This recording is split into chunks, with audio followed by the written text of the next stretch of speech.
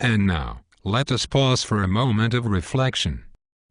Actually, it may take more than just a moment to reflect upon an entire semester's work.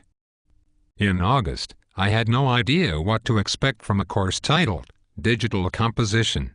In fact, I spent a fair amount of time over the summer asking around to see what this class would entail. My initial writing in this course is a reflection of a feet-wetting experience. Not knowing what to expect, I decided to tread lightly at first to see how I would fit into the classroom environment. I was encouraged to be exhaustive in my forum posts and my blogs.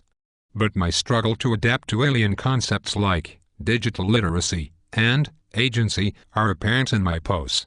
Slowly but surely, the concepts settled in. I began to notice fairly early on the influence of politics on language.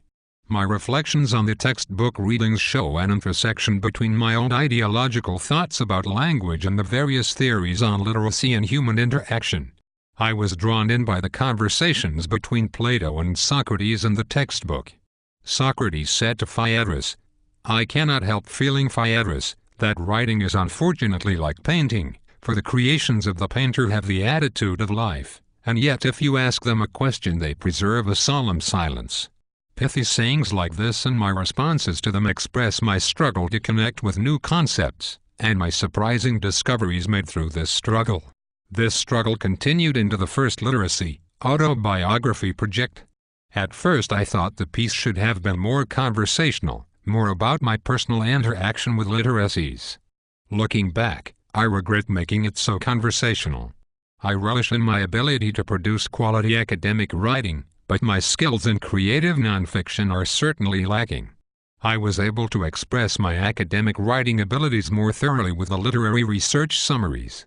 Wading through a boggy swamp of academic research on the topic of literacy was an exhausting process, and I found that my initial project proposal was forced to evolve as my research continued.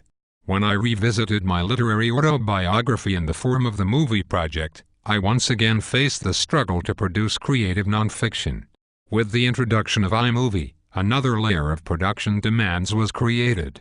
No longer was I working with ideas and texts, I was creating meaning through images, texts, and sounds. Finally, the multimodal website project forced me to incorporate all I had learned about my writing through my grappling with the digitization of creative nonfiction into a cohesive website which itself was about meaning-making through the use of digital media. In the end, I produced a work that was about producing a work from another work based on producing a work itself. In my movie, I express how adapting to technology requires becoming technology ourselves. Indeed, I have become like an android. My thoughts run through my brain into my fingers, which then interact with the keyboard. My thoughts become ones and zeros. These digits become texts or visualizations, and thus I am creating meaning.